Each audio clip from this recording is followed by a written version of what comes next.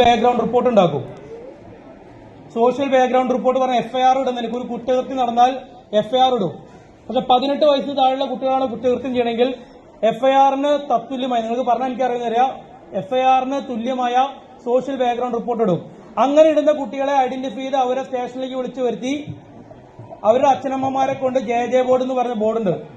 കുട്ടി കുറ്റവാളികളെ കൊണ്ടുപോയി എത്തിക്കുന്ന ബോർഡാണ് JJ ബോർഡ്. JJ ബോർഡിന് മുന്നിൽ കൊണ്ടുപോകും.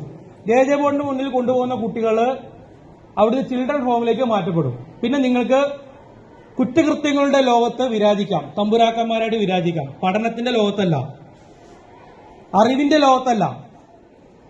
തെരുവിൽ കിടന്ന് മൽപ്പിടുത്തം നടന്ന് തെണ്ടിത്തരം കാണിക്കുന്നവര് ക്രിമിനൽസ് ആണ്. അതിൽ യാതൊരു സ്കോപ്പിങ്ങും ഇല്ല.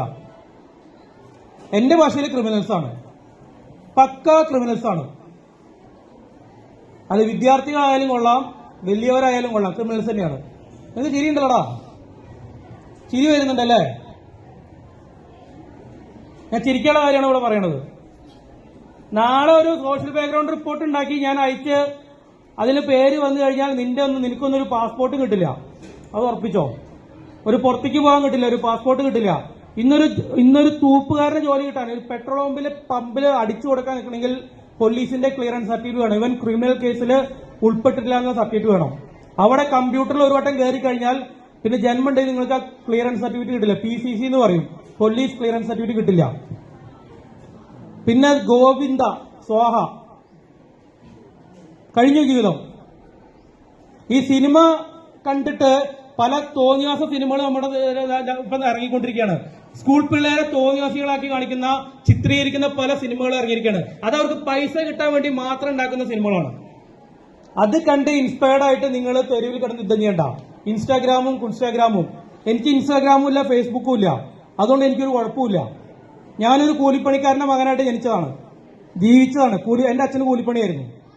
ആ കൂലിപ്പണിക്കാരന്റെ മകനായിട്ട് ജീവിച്ച ഞാൻ 10ാം ക്ലാസ് കഴിഞ്ഞ്, പ്രീ-ഡിഗ്രി കഴിഞ്ഞ്, ഡിഗ്രി കഴിഞ്ഞ്, PG കഴിഞ്ഞ് ഈ ഒരു പോസ്റ്റിലേക്ക് എത്തണമെങ്കിൽ അത് നിങ്ങളെപ്പോലെ തെരുവിൽ യുദ്ധം നടത്തിയിട്ടല്ല, തെരുവിൽ തമ്മി തല്ലിയിട്ടല്ല,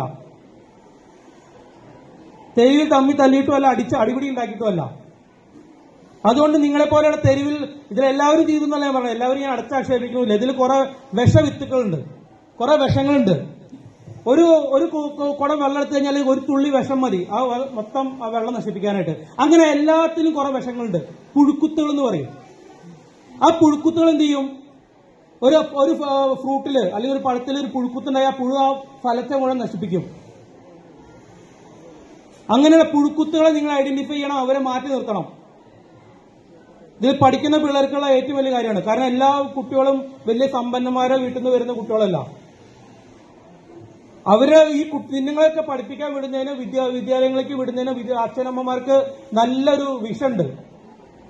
നിങ്ങൾക്കുള്ള ഈ ഫെസിലിറ്റീസ് ഒരുക്കി തരുന്നത്, ഈ ഡ്രസ്സ്, കാര്യങ്ങള്, നല്ല വാച്ച്, സ്മാർട്ട് വാച്ചുകള്, പിന്നെ എല്ലാവരും ഒളിപ്പിച്ചു വയ്ക്കുന്ന മൊബൈൽ ഫോണ്, ഇതൊക്കെ, പിന്നെ വണ്ടി ഓടിച്ച് പാർക്ക് ചെയ്യണ വണ്ടികള്, ഇതൊന്നും എനിക്ക് അറിയാത്തല്ല. കുറെ കണ്ണടച്ചു വിടുകയാണ് നമ്മള്. കാരണം നിങ്ങളെ പോലുള്ള ആളായിട്ട് മൽപ്പിടുത്തം നമുക്ക് സമയമില്ല, താല്പര്യമില്ല. പക്ഷെ അതാണ് വേണ്ടി വരിക എന്ന് വെച്ചാൽ അങ്ങനെ തന്നെ ഇടപെടും. ഇനി തെരുവിൽ ഞാനാണ് ഇന്നലെ വന്നിരുന്നെങ്കിൽ നിങ്ങൾക്കെല്ലാം അടി കൊണ്ടായിരുന്നു അവിടെ. എനിക്ക് നിങ്ങളുടെ അധ്യാപകർക്കാണ് അടിക്കാൻ പേടിയുള്ളൂ. എനിക്ക് അടിക്കാൻ യാതൊരു പേടിയില്ല. എനിക്കെതിരെ നിങ്ങൾക്ക് പരാതി പറയാം. എന്റെ പേര് അനൂപ് എന്നാണ്. എനിക്കെതിരെ എന്ത് പരാതി വേണം നിങ്ങൾക്ക് തരാം. ഞാൻ പല പണി ചെയ്തിട്ടതാണ്. ഞാൻ ചെറുപ്പത്തിൽ നിങ്ങളുടെയൊക്കെ പ്രായത്തിൽ പണിക്ക് പോയിട്ടുള്ളതാണ്.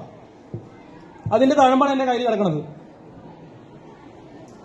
ഞാൻ പണിക്ക് പോയി പഠിച്ചവനാണ്. ഈ പണീനെ വേണമെന്നില്ല. എനിക്ക് ഒരു പേടിയില്ല ഒരുത്തിനും. നിങ്ങൾ അധ്യാപകർക്ക് പേടിയുണ്ടാവും, എനിക്ക് പേടിയില്ല. ഞാനൊരു അധ്യാപകനായിട്ടുണ്ട്, കുറച്ച് കുട്ടികളെ പഠിപ്പിച്ചുള്ള ഞാനും. അപ്പൊ ആ ഒരു പരിപാടിയില്ല. നിങ്ങളുടെ സ്കൂളിൽ ഇപ്പോൾ ലാസ്റ്റ് ഒരാൾ അദ്ദേഹം പറഞ്ഞു നാട്ടുകാരെ ഇടപെടുന്നു. ഈ നാട്ടുകാരുടെ ഇടപെടൽ കാരണം ഞാൻ ഇപ്പോൾ വന്നത് ഇവിടെ. നിങ്ങൾ റോഡിൽ കിടന്ന് തോന്നിയ ദിവസം കാണിക്കുമ്പോൾ നാട്ടുകാർക്ക് അത് പബ്ലിക് ന്യൂസൻസ് പറയും, പൊതുശല്യം. ഈ സ്കൂളത്തെ പിള്ളേര് പൊതുശല്യങ്ങളായി മാറുകയാണ്. എന്തൊരു നാണക്കേടാണ് മക്കളെ. തന്തിയും തള്ളിയും കഷ്ടപ്പെട്ട് പണിയെടുത്തിട്ട് ജോലിക്ക് വിടുകയാണ്, പഠിച്ച് നന്നാവട്ടെ ചേർത്ത് വിടുകയാണ്.